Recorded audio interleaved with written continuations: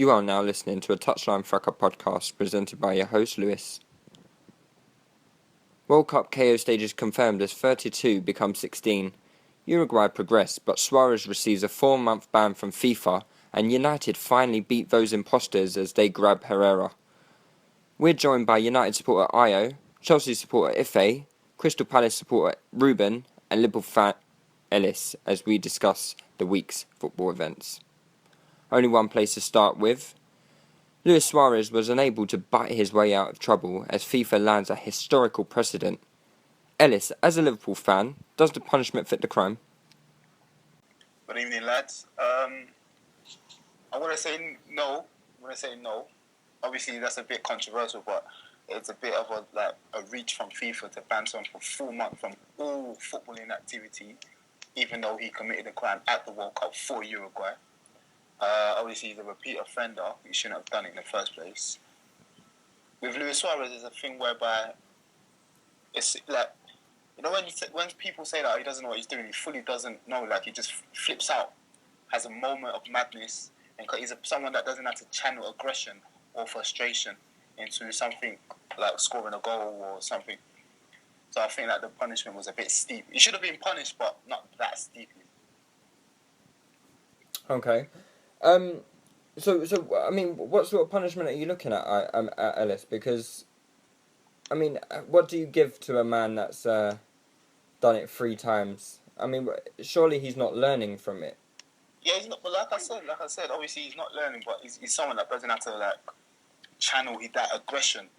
So one, you got to give him psychological help. You got to, if it's an international, you ban him from all international games. Because he's someone that loves to play for Uruguay, and it will hurt him. He can't help his country. He is someone that likes to play for Uruguay. Sorry, you can ban him from the next World Cup, things like that, but not ban him from doing his job, trying to feed his family.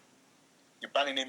You're hurting Liverpool, who have done anything wrong. They haven't done anything wrong. So, I don't know, man.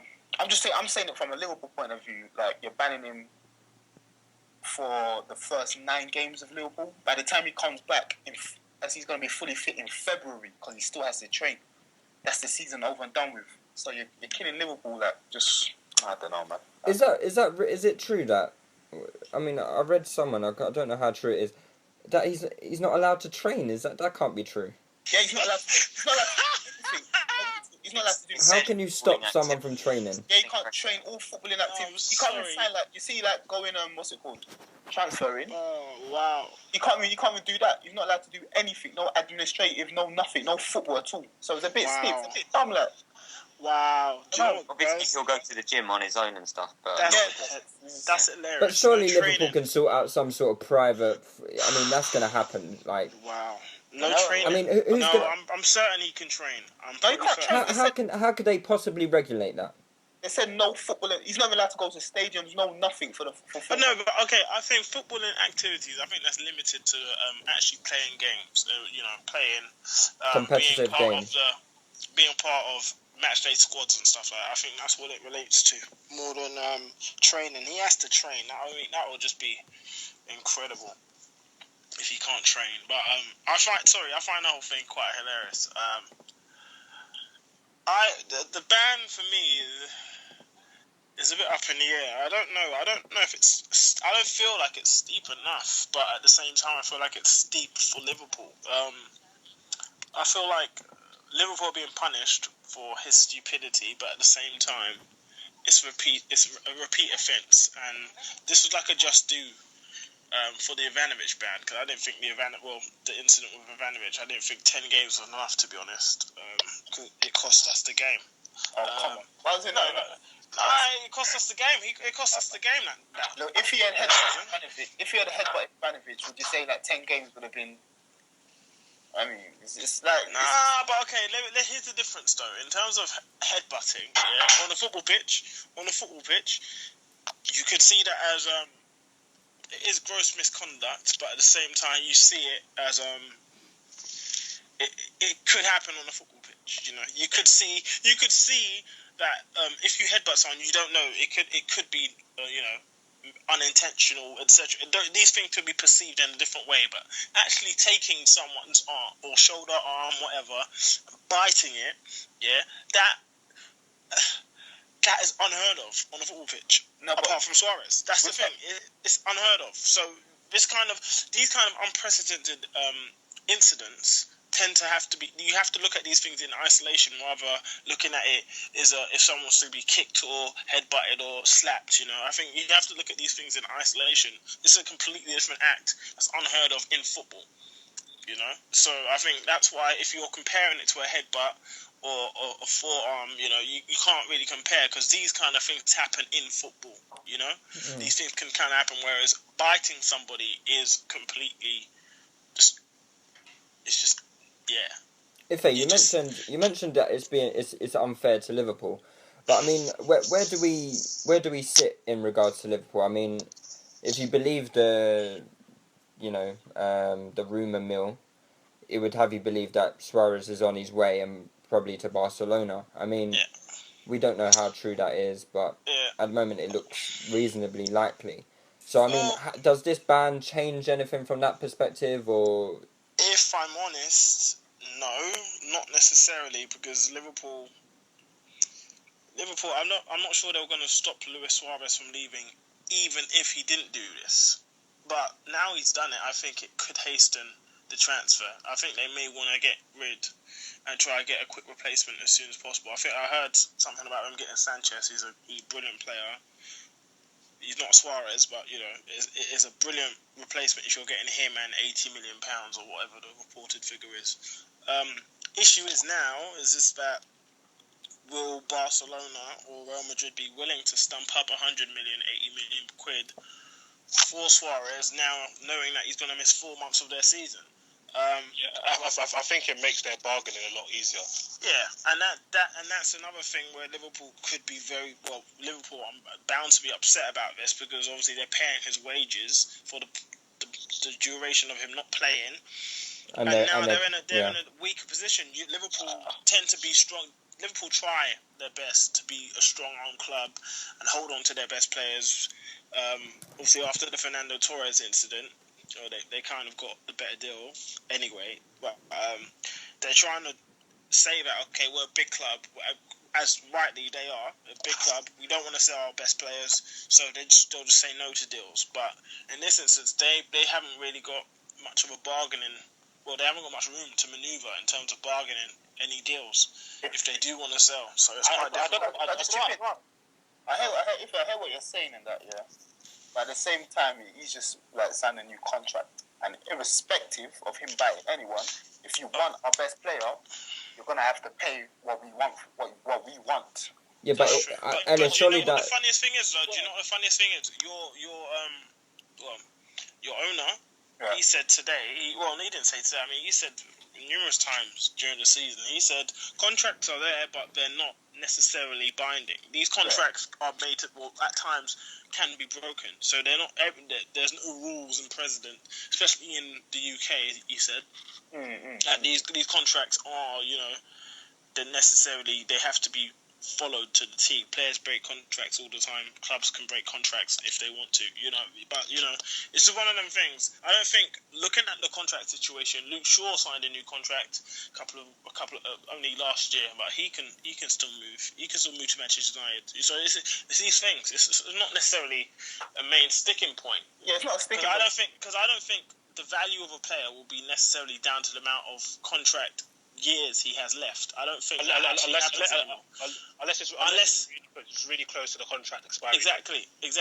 I think that it doesn't necessarily have a bearing on price. And even Van Persie and Nasri. Yeah, Van Persie and Nasri, they both went for £20 odd million, and they were both on the final year of their deal. If you look at it, logically, you'd think no, they should go for like £10 million.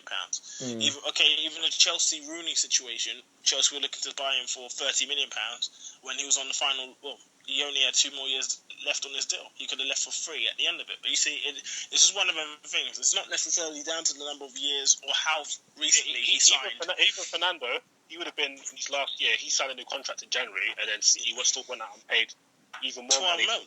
I swear they paid 12 million for Fernando. Yeah. But he was linked with United and City for 6 million. before because obviously his contract was going down. So just because someone don't mean you can leave. So by that, what you're saying is that Liverpool can't really budget. So if they say, No. Of course they can. They can. Liverpool have Suarez, so that's the asset. So they still have power. But I just personally think with this action, it may reduce your bargaining power, especially if Suarez just says, starts doing the usual, the pressure onto me, blah blah blah. Starts putting pressure. It gives him more of an angle to put pressure on you, blah blah. My family under pressure and But the funniest thing is though, I think Suarez has lost his bargaining power as well to angle it. He can't angle. He can't angle this. You can't say nothing. What's he gonna say? Oh, well. You can't say the media. Also, I don't like the notion that it's the ban is unfair on Liverpool. Like I don't ban it. At the end of the day, you're representing he's an employee of Liverpool. So say I'm an employee of a firm. Say I'm an employee of a firm, and then I am involved in fraud activities. Like for example, there was a forex fraud. The companies still get fined for it because you're still a representative for that company. So why should if Suarez is committing acts that are to discredit of football? Why should he just be banned from international football and he can still play club football? Because he didn't do it for the companies. He didn't do it for Liverpool. He done it. But obviously, if it was Suarez's first offence, would he have got banned for this long? No. But the fact that it's his third offence and the first two were for club. Let's not even forget the fact that he's been convicted of racism to produce Evra as well. So that's 4 counts free from the club.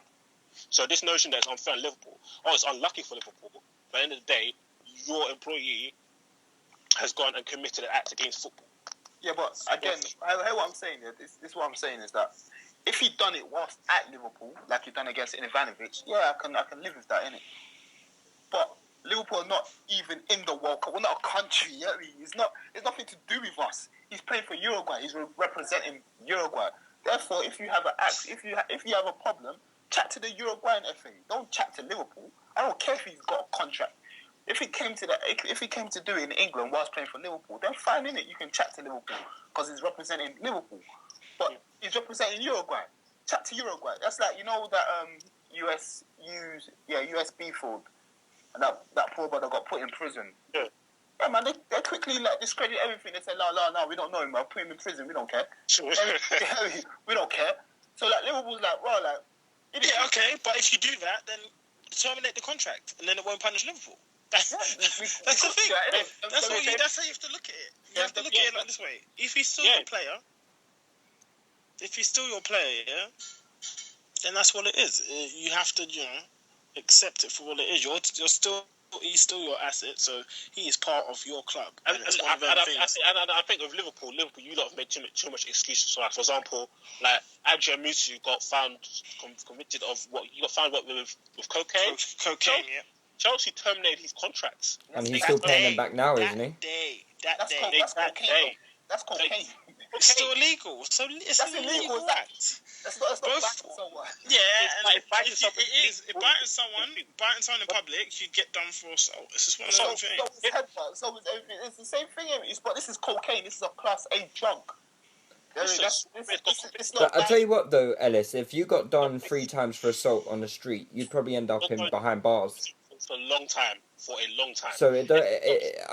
for cocaine, for taking cocaine, you probably wouldn't. If I was put out the street and biting random flipping Japanese tourists on the arm on the random thing 3 times in a row, in 3 times in 3-4 years, and in the middle of that I got convicted of being racially abusing somebody. Do you think I'm seeing daylight? I'm going to jail. Period. There's no excuses. It's unfortunate for Liverpool because Liverpool have stood by Luis Suarez from thick and thin, and it's unfortunate for them. But that's kind of the cost. You made that gamble because of his talent. Of course, but it's a gamble I would personally take in it. Yeah, okay, cool. Well, now he's not paying for 2 months. So, when he comes back, he's still banging. There could be no FIFA stitches. No, they didn't stitch you up. Suarez stitched you up. That's it. You feel me? Suarez once did it. I think he got off lightly because you can't be biting people 3 times in a row and be convicted of racism and you only get 4 months ban. I think he got off lightly. You should be grateful for that. So when does the 4 months start? Does that start from now? Yeah, immediate effect.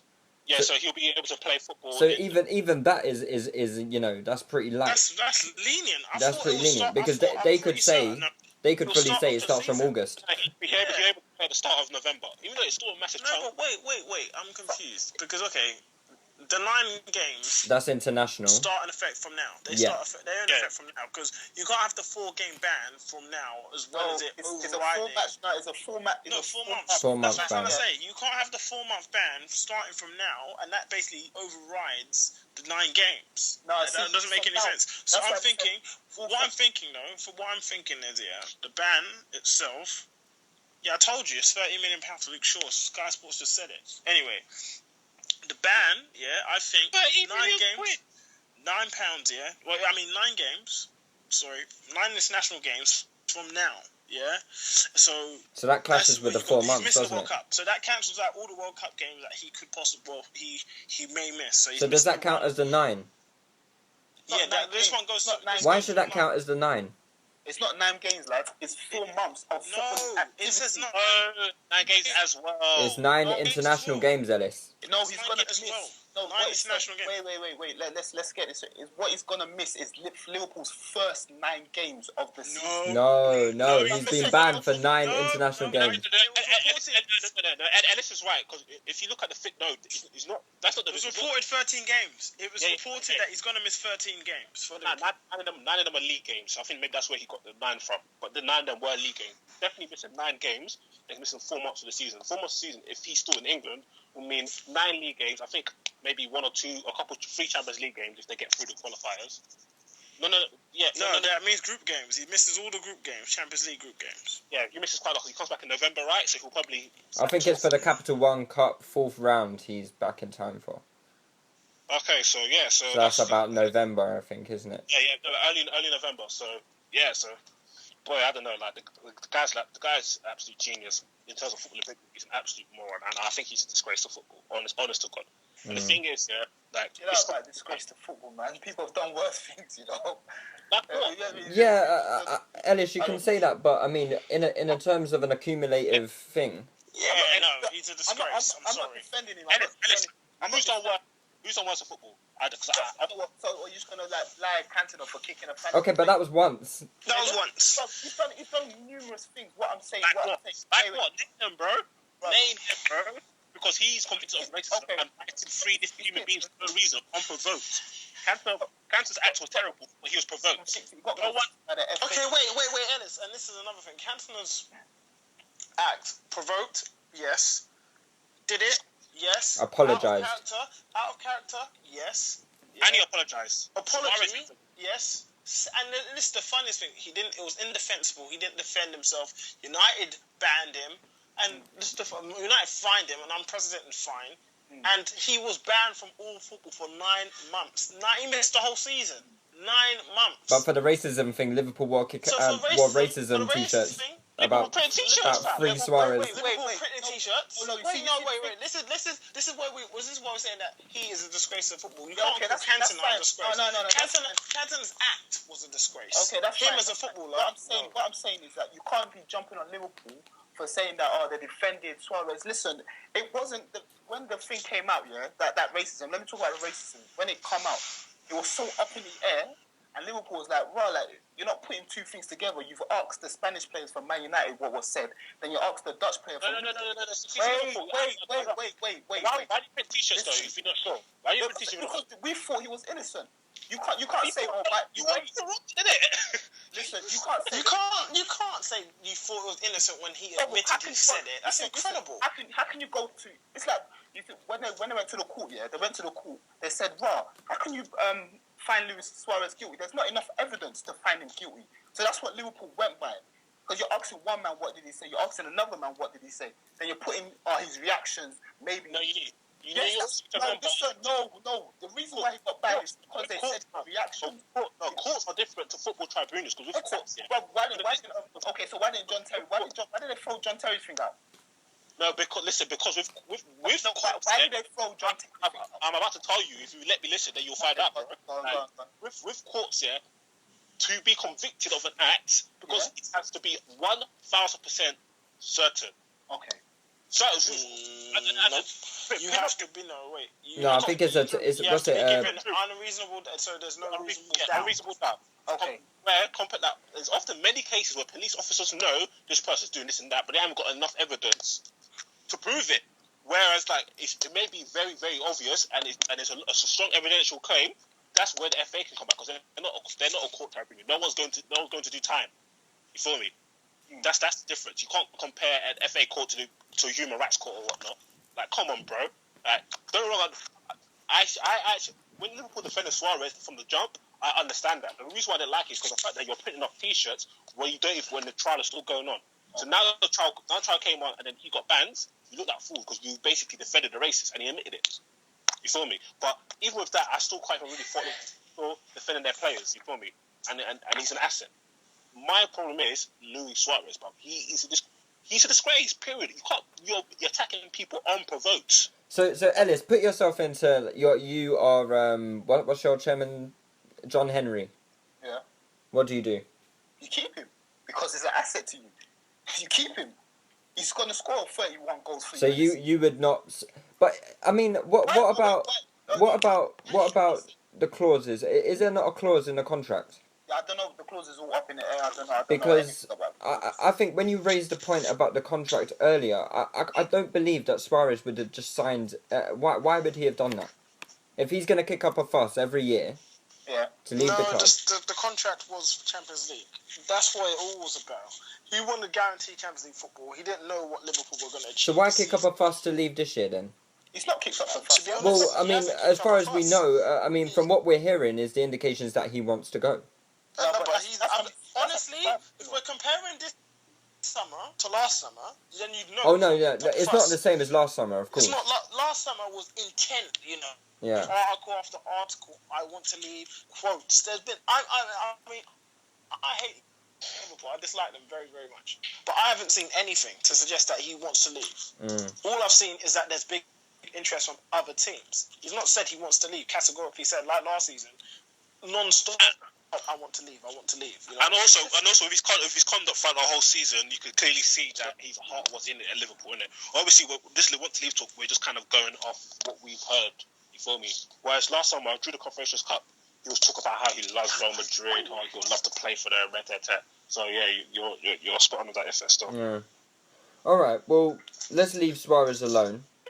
Suarez made his mark on the World Cup, but not just on Chiellini's shoulder.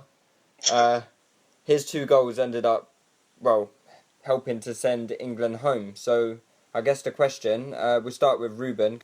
Where did it all go wrong, Reuben? I think we just don't have the defensive options that we need, really.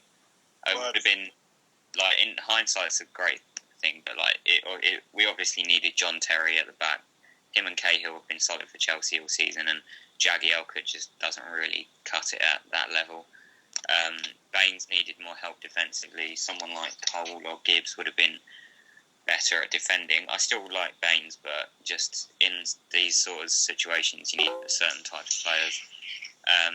Gerrard can't handle the responsibility of sort of being a defensive midfielder with only Henderson next to him.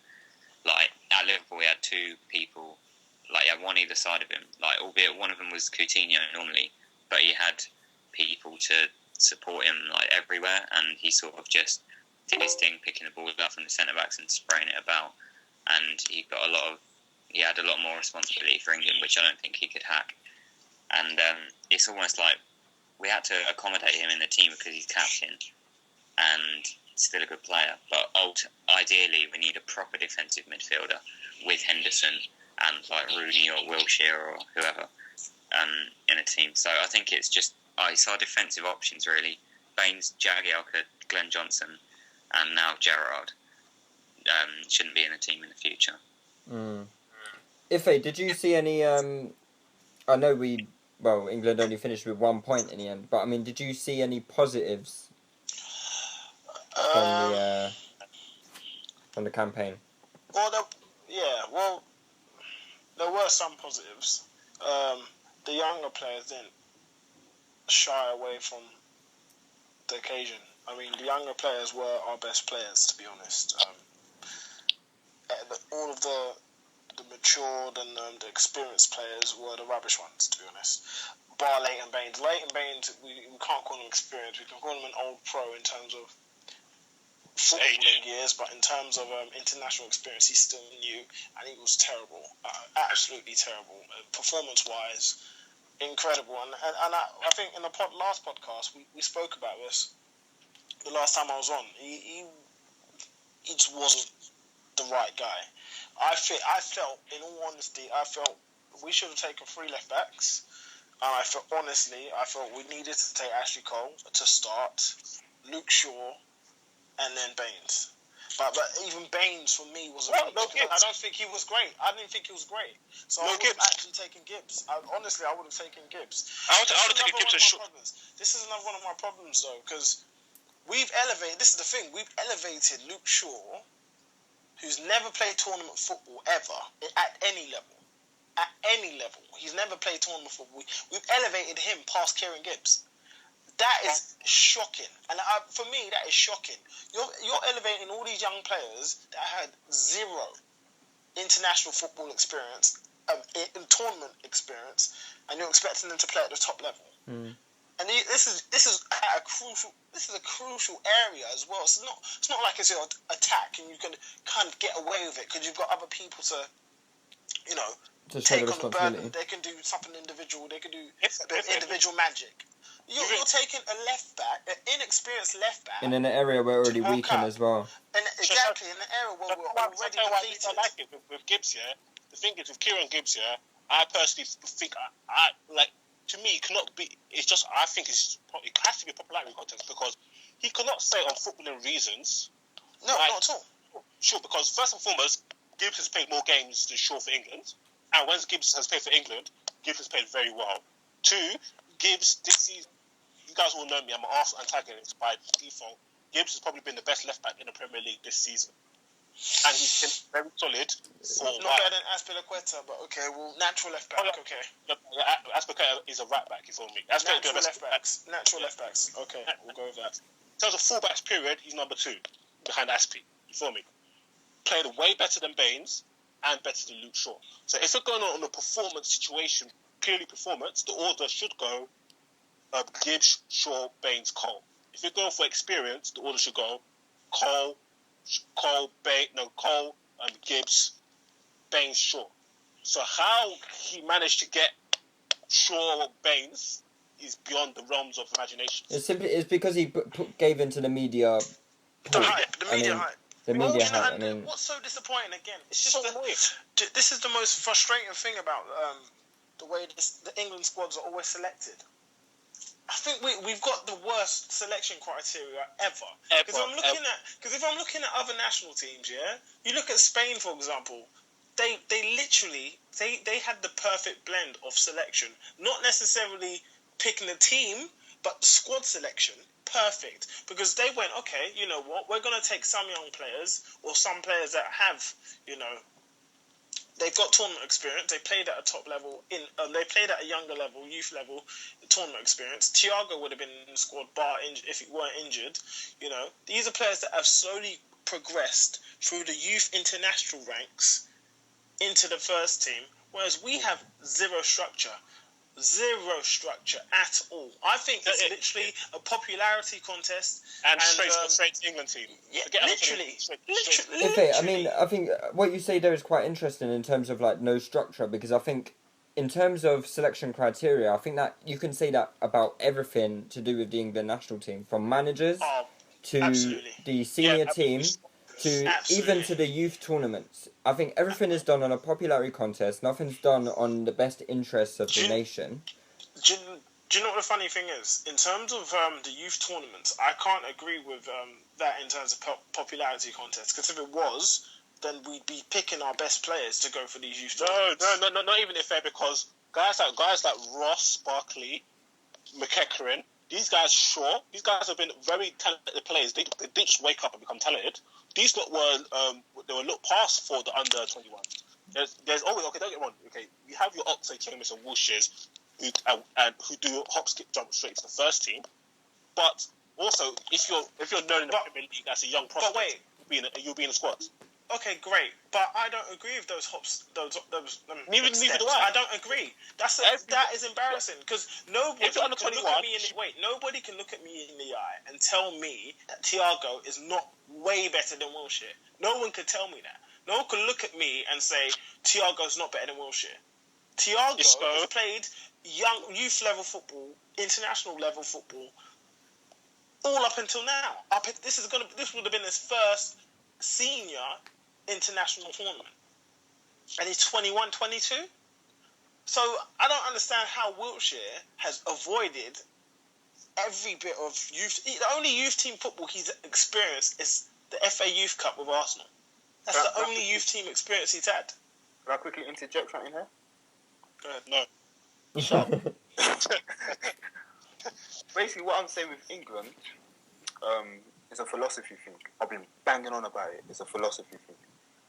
You can't pick players if you don't know what your philosophy or way of playing is.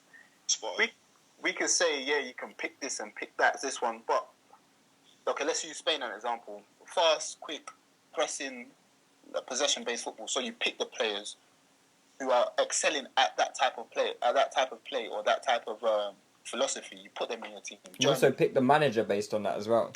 Exactly. I agree. Germany. Also, I always bang on about this point, yeah, because it pisses me off that much, yeah. Okay, for example, the last under-21 tournament, yeah, the one before that, we had a decent show where we played well, but we were unlucky, where we had, I think, Smalling, Henderson, Jones, Sturridge and Welbeck were awesome, Kyle Walker in it, Cleverley was there, Mancian and Henry Lansbury, right? So the next tournament, which was last summer, we think that Oxlade-Chamberlain weren't playing, before Jones weren't playing, Wilshere weren't playing. We had Marvin Sordell or something like that. Yeah. Danny Welbeck wasn't playing. Danny Sturridge wasn't playing. Christ. And meanwhile, look at the Spain team. Thiago, Isco, They had Guanata, I think. Even Guanata was there. Guanata was the one before that. It was the one before that. Okay, He was too old for this one. Otherwise, he would. They had Munayin. Munayin, Teo.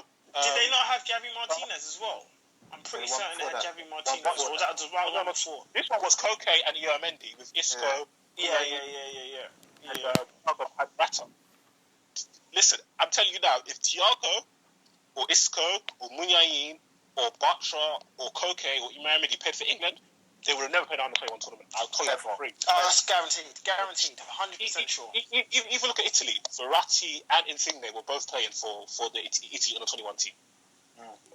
And with Germany in the past, Boateng, Muller, Khedira, and Ozil were in the same under 21 team that smashed England in the under 21 final. I think the next summer went to the World Cup and smashed England again. Smashed our team. Because they've come through the youth level. They're not only playing football at their club, but they're playing international football already, so they're accustomed to international football. They're not overall. That's why Verratti comes in less comfortable. All these exactly. Exactly. Look at Paul Pogba. Paul Pogba has he's played. I mean, this is when he was at United, even at Juve. I think he was at last season. He was in the under 20 World Cup last season. That's it. Yes. So look, pretty much this season. You need to understand these guys here. They look at the World Cup now, like, okay, it's the World Cup, it's the biggest level, cool, but we've already done this at youth level, so we should know what to do. We know how to get fouls. We know how to play. We know what the referees will be nitpicking on. We know these things. You get it? These guys have this tournament experience. The nous. Why I think this word nous is key. This word nous is key, and England will never have it until you let these youth players play at youth level, get the experience, because that experience is key.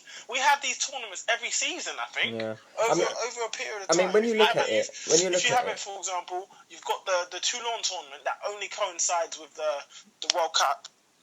So you've got the Toulon tournament. Lucas Piazon was there. He's 90, he just turned 20. He was at it this season. He's went.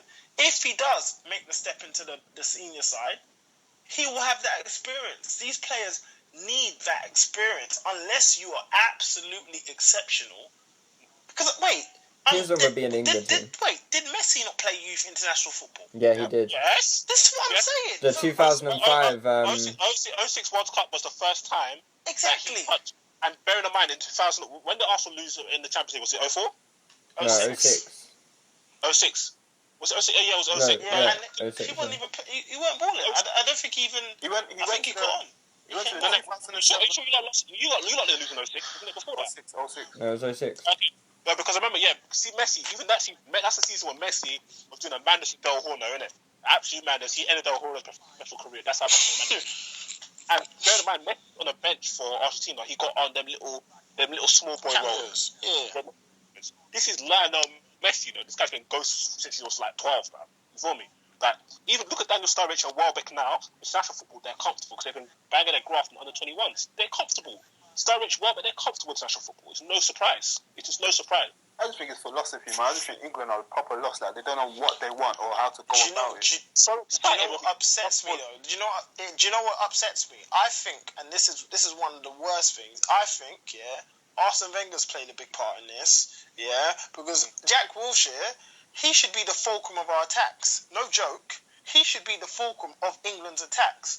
If you think about it, the way he plays and the way Jack likes to play, he likes to bounce off players, bounce off those 1-2s and get it into the strike. That's what he enjoys doing. He enjoys that. And now, when he's playing for England, he doesn't know what to do. He looks lost for England. A lot of the time, he looks lost. He looks lost because there's no real structure for him to flourish. You see what I mean? Because if, for example, we're playing in the youth team and he was playing with Ross Barkley, playing with Daniel Sturridge, at that young age, he would know how to interplay with those players. He would know. But you think Wenger stopped him from playing youth football? Yes, that's guaranteed. Yeah, but I think a lot of that has to do with the injuries, though, because I think you'll see that Oxlade-Chamberlain's played a lot more youth football. But and again, Wenger's never really stopped Chamberlain. That comes down to Arsenal's fault, mishandling of the player. Yeah, that's Arsenal's fault. That's it's true, fault. but and then that's England. It's Arsenal's fault. First and foremost, that's Arsenal's fault. Then it's Wenger's fault, and then it's Wilshere's fault because over time, Wilshere feels like, I'm too big for the youth teams now. I'm too big for all that. Now I've got a taste of senior level. I'm too big for all of it. So it doesn't matter, So it's just a mess, in my opinion. So guys, this is how it happens. What do we think about Hodgson then? I mean, he said he's going to stay to Euro 2016. He needs to leave. He needs to have some dignity. Have some dignity and leave. Well, I would sack him if there was somebody available who wanted a job. That's the thing. Do you know who I'd want? I'd want Gary Neville because he'd bring a philosophy. He'd actually bring a youth philosophy. He'd say, okay, we're picking these players based on this, rather than a popularity contest. I think he'll give.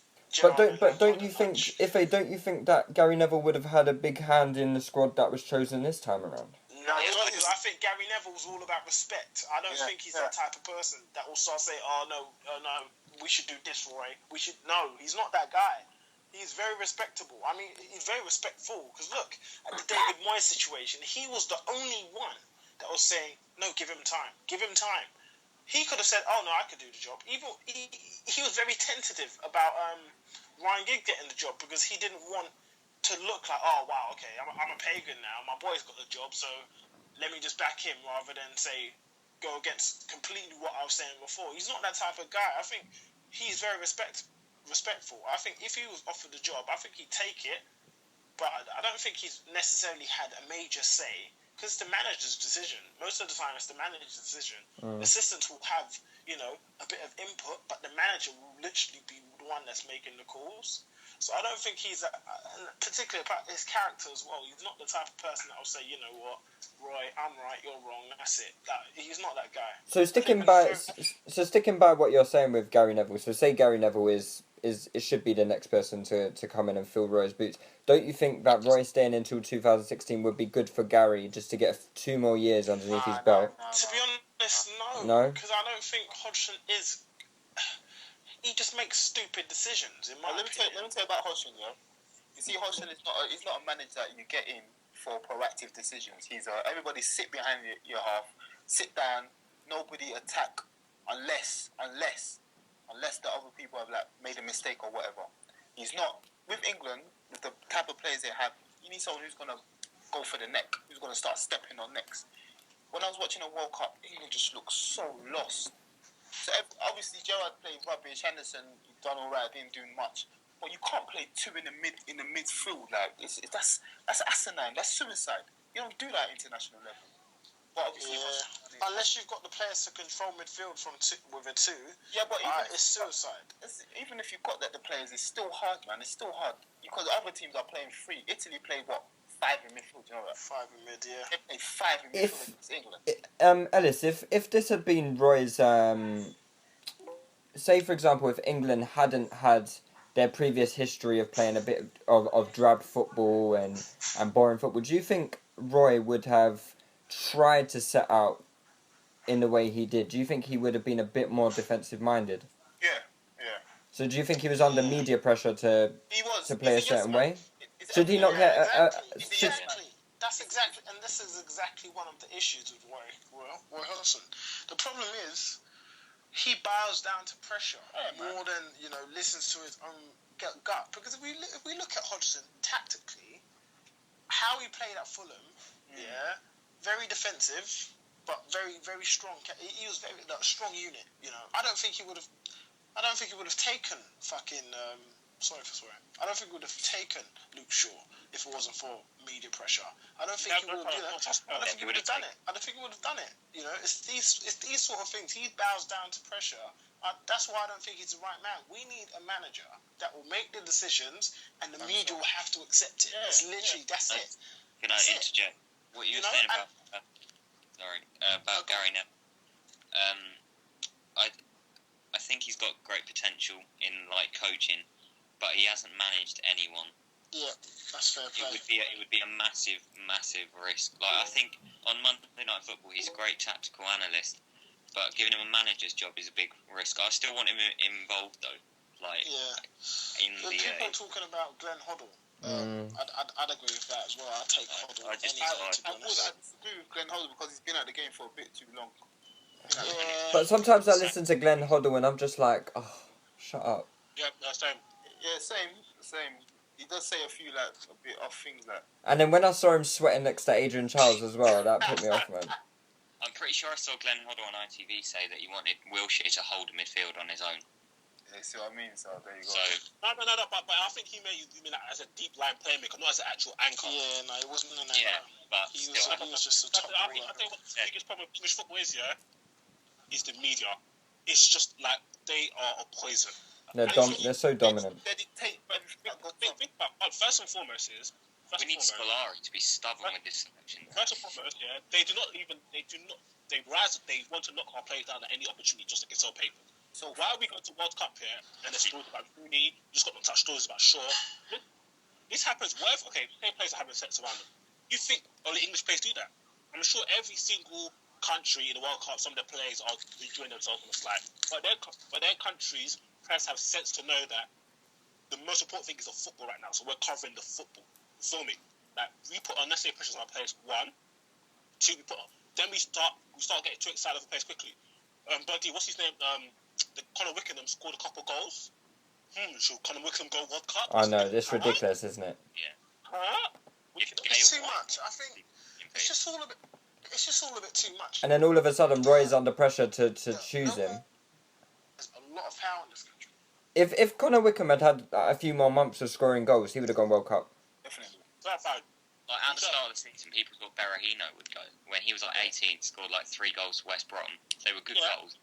Yeah. That sort of says a lot about how shit our squad is, to be honest. Remember last World Cup here? And I think we lost. No, we drew with USA. I think we drew with somebody else. Algeria, wasn't it? Algeria. Drew with Algeria. That looks like a good result now, doesn't it? Gareth Barry's coming back, the saviour. I remember this one interview Gary Logan said to Gareth Barry. This one I knew that we were finished. Gareth, I'm looking forward to being dubbed the saviour of English football in this World Cup. I was like, that's it, we're done. Gareth Barry, this a big media hype because he's a holding player. Oh, we need Gareth Barry. Now he's got Gareth Barry's back. We're going to do well. And then I remember Alan Hansen Shearer saying before the Germany game, look at all these players. We got a much better side of them. We should win this game. The Germans aren't what they used to be. They ain't got the players. Obviously, me, because I happen to watch Europa League football, I've seen Ozil and Khedira already. And I watched under 21, so I know that Muller's on job. Everyone knows about Podolski. What happened in the match? We got absolutely hammered. Fair enough, we should have had a Lampard goal. But to be fair, every time Germany went forward, they looked like they were going to score. We lost 4-1.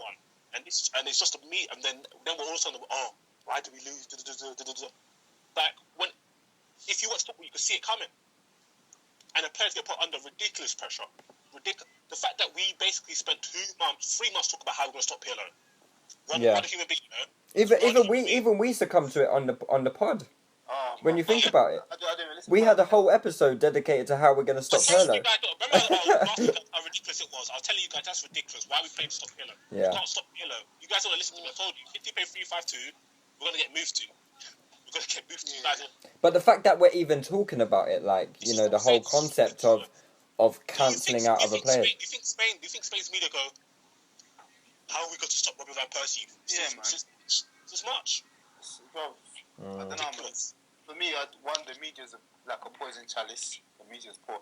I've got my example for the media's like in 2004, Rooney got injured in it against Portugal, and obviously you're supposed to bring on Heskey to back up Owen because Heskey was on the bench.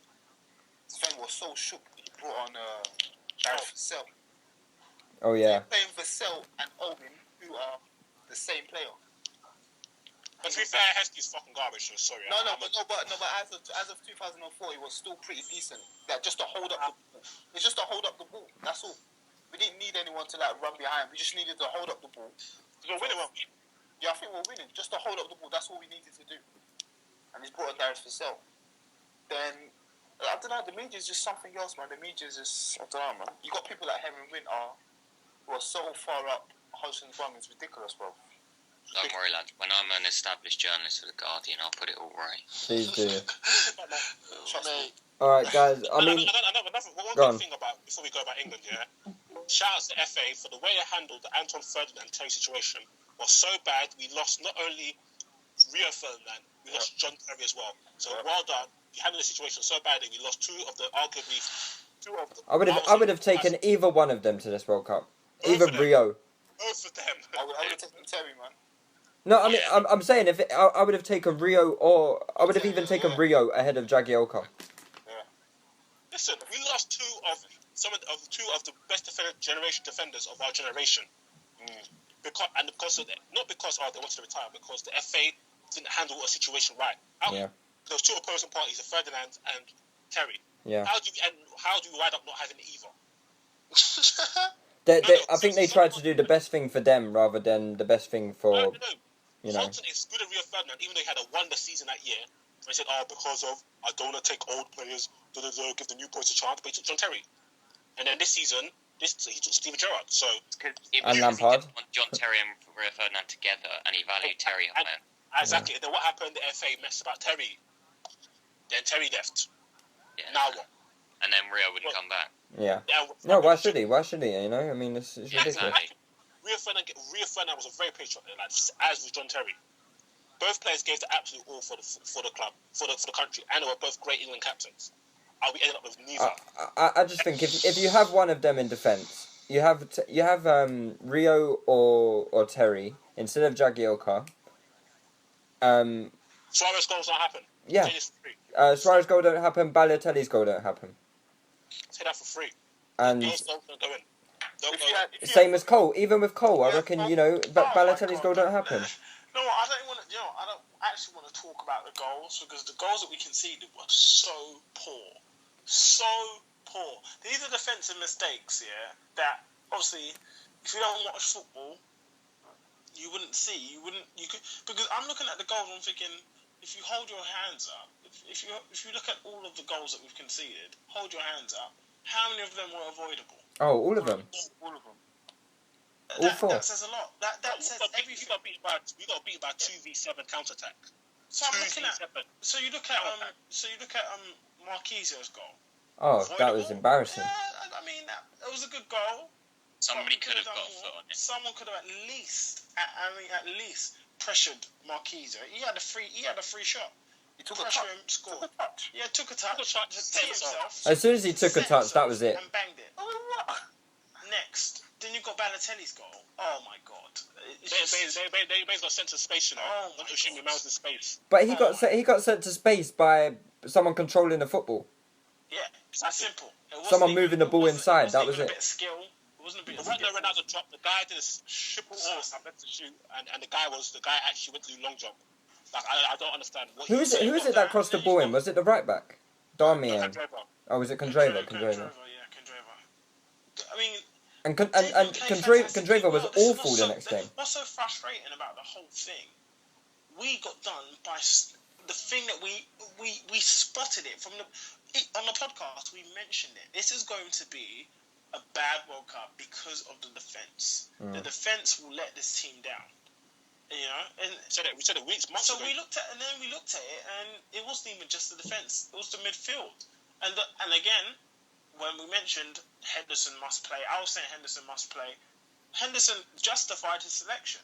No one could look at Henderson and say, "Oh, he had a really bad World Cup." No, that would be a lie. Yeah. Henderson should get whatever appearance fee they give Henderson. He wants to donate to charity.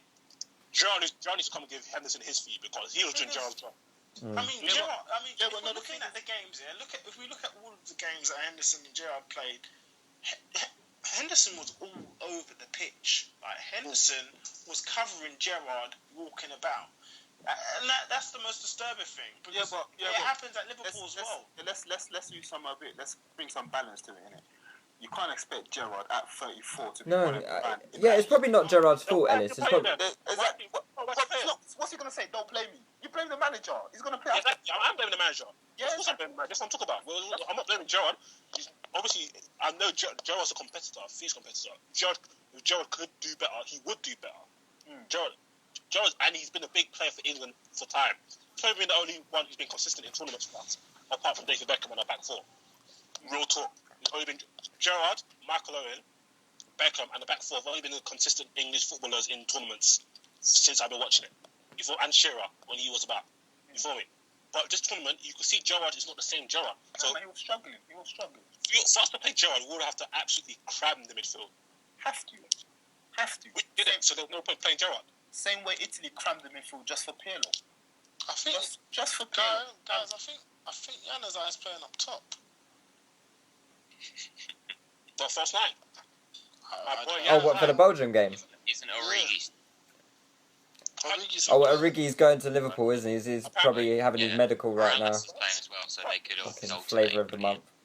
Lewis, say that again. What did you say? Flavour of the month. What? So, he had a medical? Yeah, Origi's going to Liverpool, isn't he? Are you serious? Yeah, 14 million or something. I heard about that, but I don't know, man. I haven't been following. So Suarez replacement, mad thing. No, people getting Alright, guys, joining England on the plane home is Ghana, but not before but not before Kevin Prince Boateng and Solly Ali Muntari. Doesn't matter, we're getting the same flights. Oh gosh. I mean, what on earth has gone there? They're playing up what the $3 million, yeah? Is it still about? Because they might as well take a lift home, boy, because you not sent a plane to pay the players. No, do you know what, guys? Ghana played well. They played well, but at the end of the day, they're out. So they're out. I mean, the thing is, the fans, the Ghanaian fans, were quite naive in regards to Portugal today. They thought they were just going to roll over. Well, even I did. I thought I put a bet on Ghana to win. Yeah, to be fair. Well, you lost money. I lost money, mate. Out of all of the African teams, I lost it from I think Ghana kind of play the best football out of us lot. Nigeria have got the best defence. That's why we don't tend to lose that many games. And when we do lose it, it's very tight. But, I think Ghana, they did well in the group of death, as they say. But it just weren't enough. I think their players quite selfish, to be honest. Too many instances where they could pass, but they shoot. You know. Yeah, that's too many instances. During the AU against Germany. Yeah. Jan Berry's hit 3-1. I mean, guys, does that sort of attitude relate to this money bonuses thing? I mean, I don't know how you guys. No, I think Jordan Ayew's just a bonehead. It's nothing to do with money. He's just an idiot. I don't know if they're related issues, but complaining about appearance fees for your country in a World Cup. It's a disgrace. When you're gonna go, they went out anyway, so they're not. Boateng and Muntari probably won't play for Ghana again after this. Oh, don't be surprised, Reuben. Don't be surprised. Well, yeah, they come in and out of international They retirement. do. I mean, how many qualifiers did they play? They don't. They don't. That's what I'm saying. They rarely play qualifiers unless it's at home. They don't go to Botswana and play Botswana, do they? One time, listen to the difference between Boateng and Asmojan was suspended, took a flight from Sunderland, so I think it was Ethiopia to watch the team play qualifier. Yeah. Boateng was quote unquote injured. Wednesday now, glamorous friendly at Wembley against England. Boateng turns up to the stadium, and the manager was like, "What are you doing here?" He goes, "I've come to play." The manager's like, "Skiing by." That's the type of attitude that Kevin Prince Boateng has. Yeah. Was that Cameroon? That happened in Cameroon as well. Eto did it as well. I think what it is with the West African team or the African teams anyway, there's a lot of corruptions by the officials. Officials. So they're just scared like, well, we're not gonna get our money, so let's get it now before anything happens. I personally don't blame them for that, but I think the way they handled it was very wrong. That notion of strong arming the FA is right. Don't get me wrong. Okay, some of these players, they probably don't need that money. But it's of course, it's the principle. You agree to pay something, you pay it.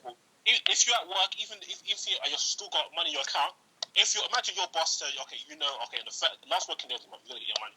Comes last working day of the month, say you're working for, I don't know, you're working for Barclays. Oh, sorry, we're waiting for some money back from the Bank of England, so we should give it to you a few weeks later. No, you said you're giving me the money now. So why you now change arrangements without my consent? And if you follow African football, you know this corruption, the officials are very, very corrupt. So it's not the fact that you're not getting money for your country per se. It's not like in England and Europe where, you should pay for your country. We forget that here there's actually rules and regulations. So we know the money's going to a good cause or back into the game. Here, these guys are using it to take private flights and all sorts. That's the corruption that goes in Africa. So why should the Ghanaian players allow the money that's entitled to them to be used by the FA to go and have a jolly and whatnot? No, of course not. No chance. No chance at all. I don't agree with that. But I think they handled it very wrong, especially the money that can't be loaned by cash. So guys, I suppose the question is money about to dominate international football in the same way as club football? No, I think because across the continent, you can't buy play, so it won't dominate it. But yeah. Yeah, there's rules and regulations in place about appearance fees and whatnot. Everybody knows what's happening to it. It's cool. In Africa now, there's not no one believes in rules. Like, people do what they want. There's rules there, apparently. People do what they want, and that's the issue. And I think that's kind of the issue with African football. All right. Well, guys, do we have enough time to quickly talk about Shaw and Herrera? Yeah, but I mean, I'm ready. Yeah. Well, Ife, you've been saying during the pod, keeping us updated. I mean, is it £30 million? Is it? Yeah, it's £30 million. Reported £30 million fee. For sure, That's yeah. Incredible. I'm sorry. Yeah, for Luke Shaw. That personally is incredible to me. People keep complaining about the English premium. Not even the English premium, and they keep complaining about young English players not getting a chance, etc. We need to think about it. All of these young English players that say the big clubs have at on their books, or like the small and medium-sized teams have on their books. If they want to play regular football, you'd have to spend 30 or 20, if they're decent, 15, 20 million for them, which is incredible. If you look at, you go to Italy, you go to Brazil, you go to Spain, you can get these players for £8 million. So why should a club be forced to pay more money, particularly when you've got financial fair play? Why would they have to pay more money? Why?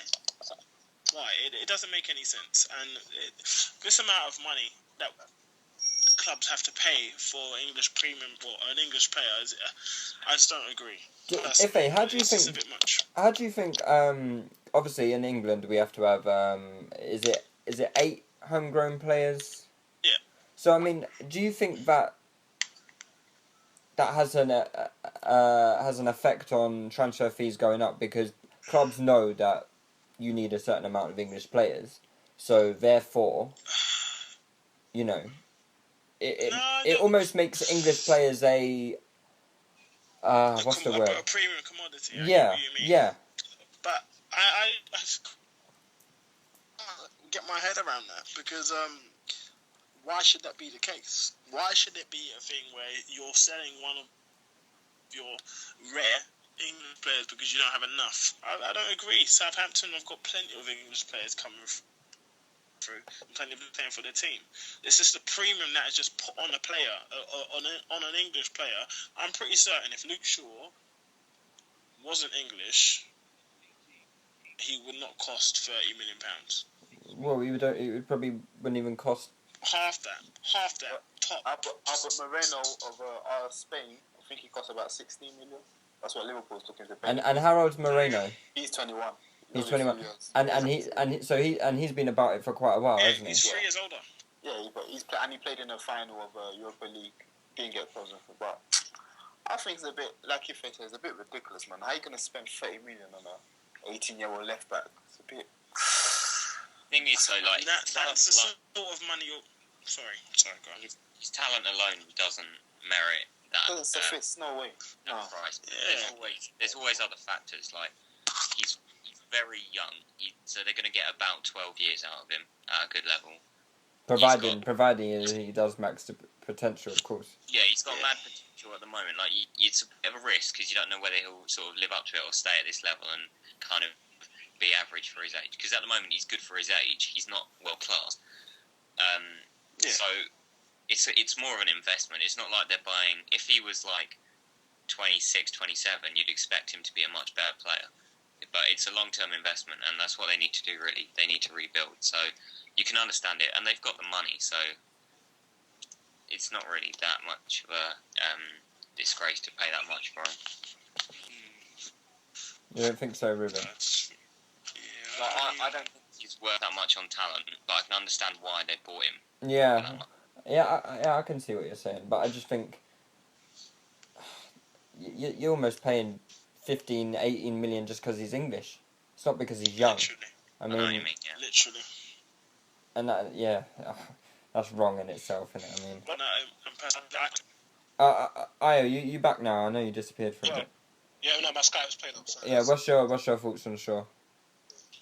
Well, I've seen a variety of figures. Like I'm seeing 30 million, but I'm seeing it's 27 with bonus if you win competitions, etc. It's 31. I still think it's a load of money.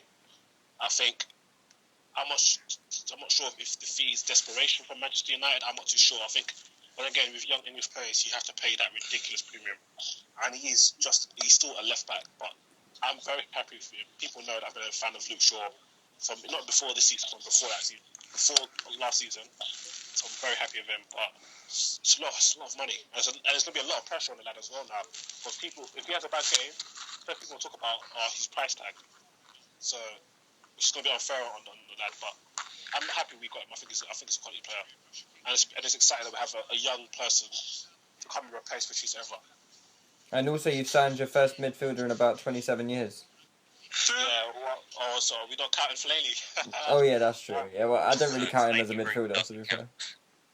But no, I'm very. Anderson. Yeah, now it's like an 08, if that. No, it's 08. 07, yeah. And even he wasn't a centre mid, was he? He wasn't even a centre mid. He was like a. He was a striker, right? Yeah. So who was the one before that? Yeah, I think Hargreaves was the same. Hargreaves, Jesus Christ. Hargreaves was the last one, yeah. That is shocking. What was Fergie on? I don't know, boy. But Paul Scholes. How you managed to win league? The way United played, they weren't so reliant on midfielders. Scholes and Carrick together did a decent job. So they did more than a decent job. They were actually quite awesome together because we had enough threats from wide areas and our strikers that we didn't need much from the middle creativity. Fergie won a league playing Carrick and one of Fletcher, Jones, or Cleverley next to him. He won a league with that midfield partnership. I don't think he ever saw it as a problem, to be honest. That's incredible. Right. In fact, I even remember us slumping teams in the Champions League with midfields of Darren Gibson, what's his name? Darren Gibson, Carrick, and Fletcher. Those type of midfields. Mate, you used to beat us with Park Ji-sung playing centre midfield. No. That's because you lot are pants. You're so easy to beat. We know how to beat you sometimes. But yeah, I'm very happy with Ferreira. I think he's a very good player. Yes, again, it's a lot of money, but that's the case with Bilbao. They're just not going to have it. To be fair, like, we're not even in the position to be doing our less haggle, because we've been doing that in the past. Did it with Thiago, lost out. Did it with so many players and have lost out. So it's about time we take that Parata. Yeah. Okay, guys, we have I know we want to watch the Belgium game, which has already started. Let's just quickly rumble through a few listeners' questions, if that's all right. I've got one from Guna Chizzy, who asks, apart from England, who has been the most disappointing at the World Cup? Spain. Yeah. Is that that's Spain unanimous, really is it? bad. It's all Del Bosque's fault as well. Do you know what? I think the most disappointing thing is that he's gone away. He went away from his philosophy just to incorporate Diego Costa, a striker that has no idea how to play the Spain 9 role at all.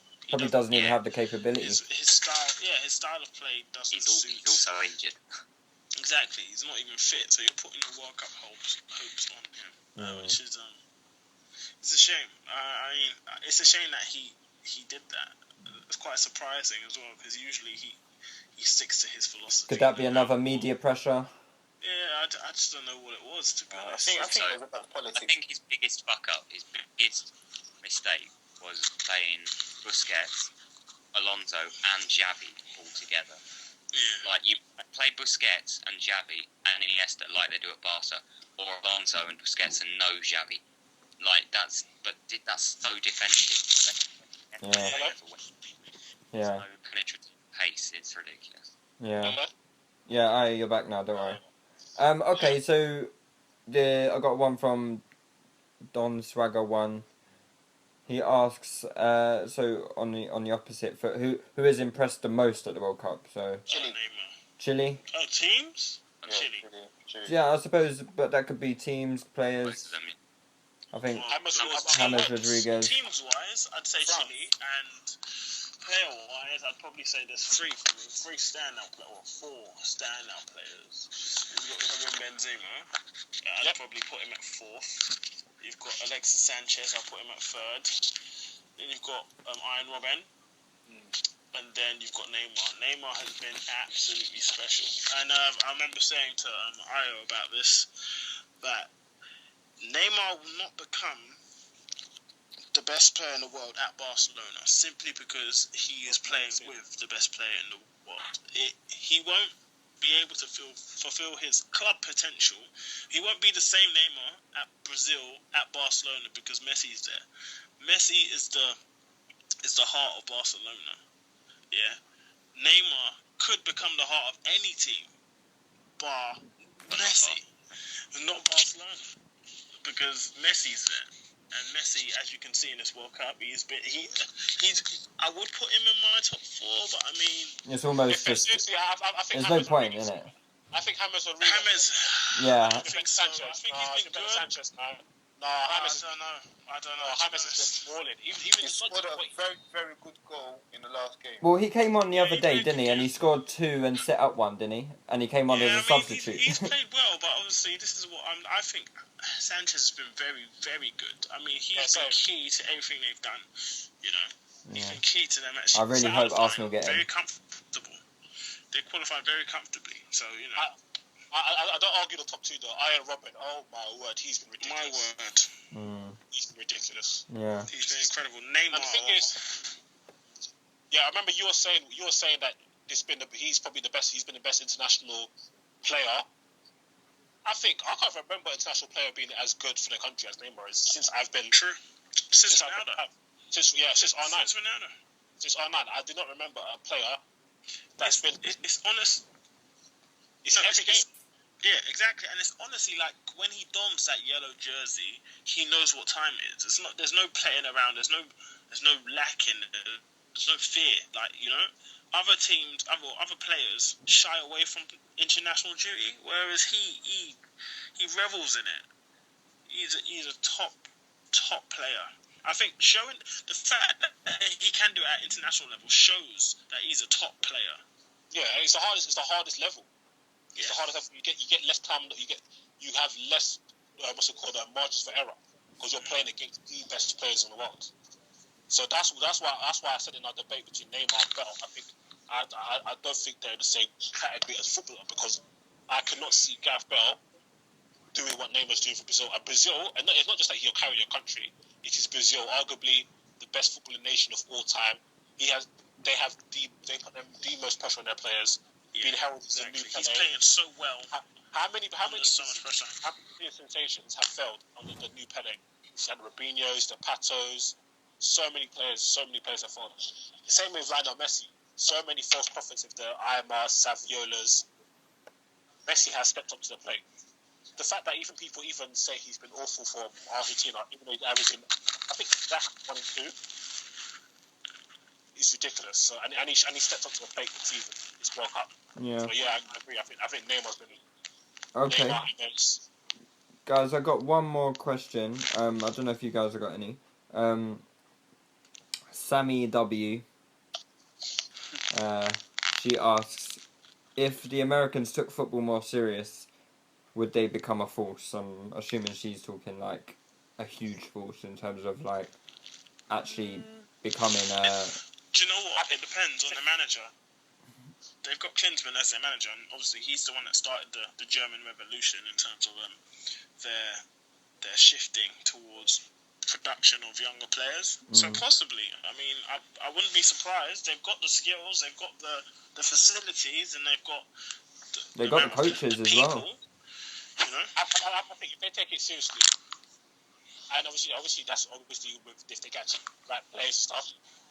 The way Americans treat sport, they'll be very dangerous because they analyze sport to the T. Like if you watch American sports, like the way individual performance. Like listen, in basketball, you can go for 40 points, 20 assists, 10 rebounds, and still have a crap game. No one cares if you lose. They do not care. Yeah. They actually do not care. Yeah. You feel me? So it's the winning mentality, isn't it? Yeah, they got a winning mentality, and also when they analyze the game. Their physical conditioning, all that type of things is just excellent. I mean, my concern with the Americans is that also you still have to respect that, although football is growing, is that there is still, 3 sports ahead? Yeah, but I think the question was kind of hypothetically. Obviously, realistically, because there's so many sports ahead. Yeah. And the way football's played, like, even with their league, like, each game is like it's like a Champions League game because obviously you're playing across states and stuff like that. Yeah. So I think very hard for... Like, especially stuff like, no football kind of thrives on local rivalries. Yeah. Like, us we support our clubs, like, we look forward to local rivalries. It kind of adds extra spice to football. Yeah, their rivalries are like hundreds of miles away. It's crazy. So it'll be quite hard to feel connected with a club, but I do like the progress they're making. But yeah, hypothetically, I think if they did put as much impetus as they did with basketball and American football and baseball, they could potentially be a very dangerous team. Yeah. Because they take this seriously, very, very seriously. Okay. Guys, any other questions before we wrap things up? Yeah, questions to the panel, Go on, I'll leave it first. If you were to sell Suarez, who would you want him to be replaced with, ideally? And how much would you request? If I was in Liverpool shoes, I'd say there's a bit of a power shift now. They can't really demand as much money. I'd say 40 million plus Sanchez would be a fair deal for both parties. If Barcelona got him. I personally think that's a bump for Barcelona. Yeah, I think that's a bump. So Barca? Yeah, from Barcelona. I don't know. I think it's a bump for Barcelona because you're getting rid of a player who's probably worth £30 million worth of talent, and I think they could probably get it for 40 million outright the way things are going. Suarez. If getting Suarez for 40 million, no chance. If Suarez digs in, 50 million. Okay. No chance. No. No way. Suarez is not going for any less than £60 million. That's absolute guaranteed, and that's even with this indiscretion that he's done. Like no less. True. Liverpool do not mess about. It's true. But I think Worth. I'm looking at Worth, mate. You're looking at Worth, the best players in the world. Yeah, Worth. Yeah, he's one of the best players in the world, definitely. And Liverpool will not. But if I'm Liverpool, personally, I would probably demand similar to Reuben. And I would then focus the team on Daniel Sturridge. I think you have a very, very competent, potential world beater in Daniel Sturridge. And then obviously they may get Shaqiri. They may get Shaqiri. If they get Sanchez, that would be excellent. So you could have a guy like Sanchez, Sturridge, Sterling, Coutinho, Shaqiri. That's a very exciting prospects. So I think that's probably the route that I will head. Unless somebody of quality becomes available, like maybe a Balotelli or something, or Cavani, maybe, I don't know, Falk, I don't know, but yeah, I'll trust Daniel Sturridge because I think he can definitely do the business. Yeah. Oh. Well, I think for me personally, the Sanchez deal would be fantastic for Liverpool. I mean, as an Arsenal supporter, I really hope that doesn't happen. I can't see it happening personally. Those deals hardly ever happen. Swap deals don't happen, and I think from what I'm hearing, Sanchez would rather come to Arsenal, so he could easily say, "No, I don't want to be part of that deal." No, that won't happen there, because if contract slapped in front of him, he's going to sign it. He knows he's not wanted. There's one deal in front of him. He's going to sign it, bro. Yeah. He's not going to turn it down. He will sign it. It's not like Liverpool. Yeah, but then he could also. But then, why couldn't he then put pressure on Barcelona to accept Arsenal's deal? Arsenal's bid. Barcelona could be like, no.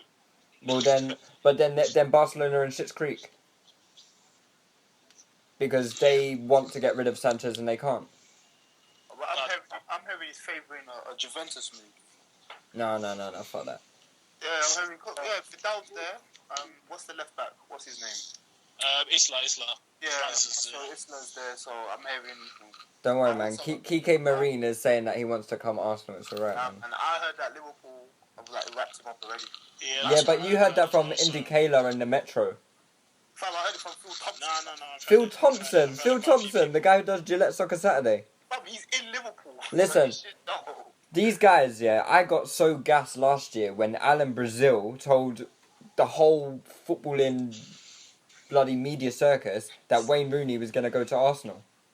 That's fine. You know, that's Alan Brazil, man. No, but He's not Arsenal like legend or. No, he's a Man United legend. But he's a fat prick. But what does he know, man? Well, that's all I'm saying is, I don't think you can take them Sanchez. You can't take them seriously, though. You can't really take them seriously.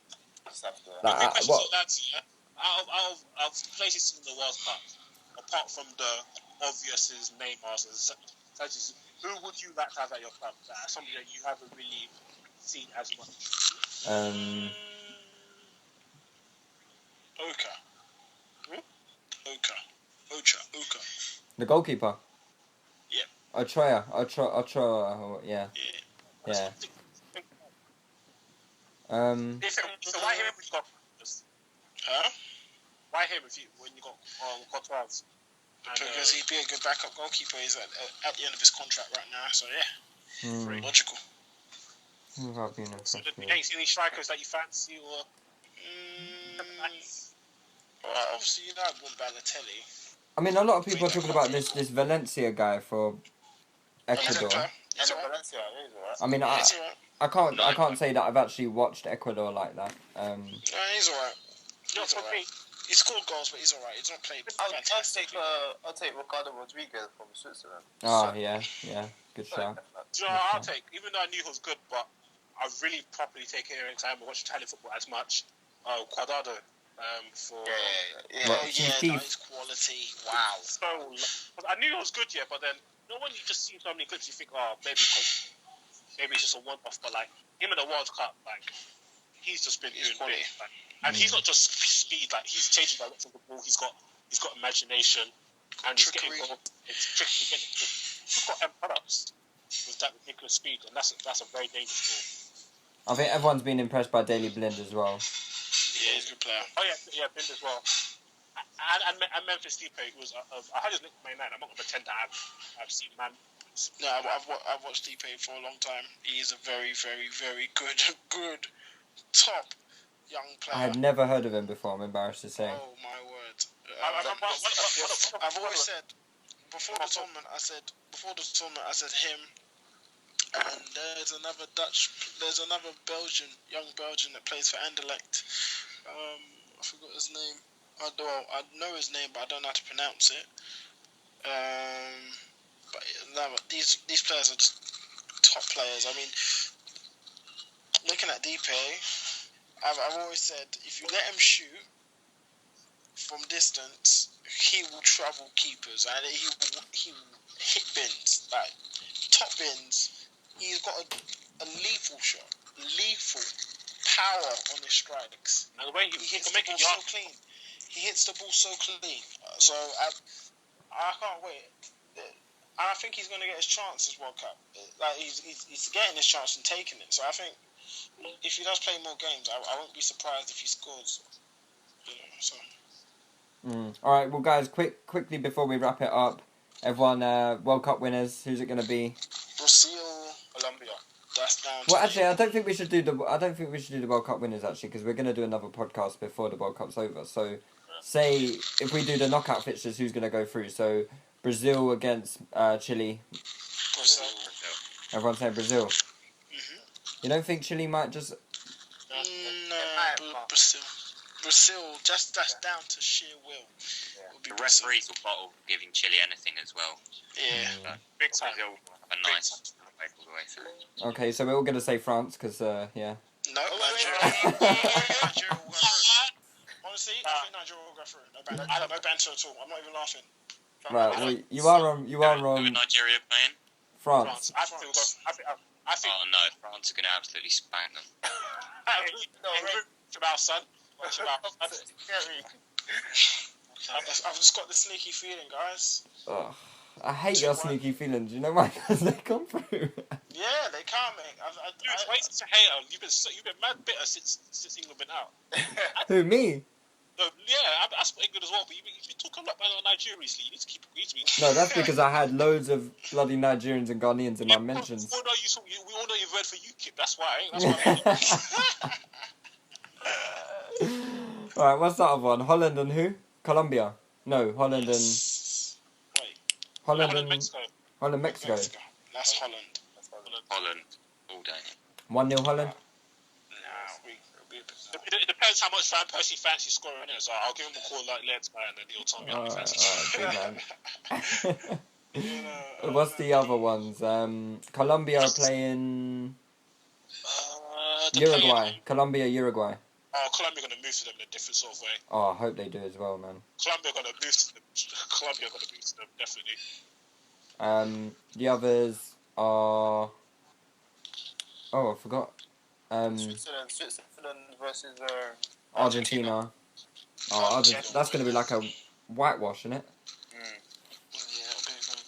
Yeah, because Messi was talking about I think it was Messi or the Argentinian coach. I think it was Messi was talking about we played back against Nigeria because Nigeria actually want to play, and so that's okay. I think Switzerland would want to play as well. Maybe they'll might be a bit more conservative, but I don't think they'll be as defensive as Iran. Yeah, but Sendros up against Messi kind of scares me. What? Sendros up against Messi kind of scares me. I think Giroud, yeah. Oh gosh. Injury to Aguero might be a blessing in disguise for Argentina. Yeah, he's been very Him and Higuain have been poor. Very bad. Shocking. Aguero's just been kind of anonymous. Higuain's been poor. But you can see there's always lack of balance from the 3 games. So I think, with Messi coming in, I imagine, for Aguero, I think there'll be a bit more balance. Me personally, I'll probably into Perez and for Gargo as well. But gone. Oh, Mertens, how did you miss? Oh, Mertens. Yeah, but He's been good as well, Mertens, actually. Mertens, yeah, been brilliant. The other ones are Germany are probably gonna who's gonna finish second in this group at the moment. It's Russia right now, isn't it? Nah, Nigeria out. If they're losing. So I think Russia. Yeah, so at the moment it's Germany against Russia, but whoever they played, it's gonna be Germany, right? Yeah. And then USA against Belgium. That would be a really good game. I think USA. I'm saying USA. You got two? I can't call that one. Yeah, because Belgium just haven't clicked. Belgium haven't clicked at all. And USA are not going to beat Belgium. And Hazard started to heat up. He started to heat up, so... Yeah. The last one is... The thing is with USA... Oh, sorry, go on. Go on. I think the thing is with USA, they are going to try and go for it, whereas once you try and go for it against Belgium, it's the space. Once you get space with Mertens, Hazard, it will be very, very destructive. They're very destructive players when it comes to space. Yeah. So. I mean, USA's best chance to that is probably how they did against Ghana, just sort of get an early goal. Oh, yeah. How did Mertens miss? Yeah. Oh, you just get it. And the last game is Costa Rica against Greece, the two probably biggest surprises of the tournament, I would imagine. And I'll say Costa Rica just because... Actually, no, I'll go for Greece. I can see Greece. Greece. Oh, I can't stand it. I can see Greece getting a 0-0 and winning on penalties. They're brilliant. I didn't see that game. I just heard my dad ad libs when it was a penalty. Yeah, no. Mertens. But yeah, I don't know. I think what's it called? Costa Rica might struggle to break Greece down. I hope Costa Rica do win. I hope they haven't peaked too early. But yeah, it'll be interesting second stage. Very interesting. It's gonna be England bottled it, man. If we won we've got Greece. Bloody hell, we bottled it, man. We really bottled it. We would have had Greece, and then we would have had, I think, the winner of Mexico and Holland. Oh, Holland would have slapped us senseless. There's no way that defense could prosper against one person, Reuben, and it's impossible. Yeah. Well, guys, I think we'll wrap it up there, so we can enjoy the rest of the football. So cheers for joining us. Thank you very much. We will see you next week.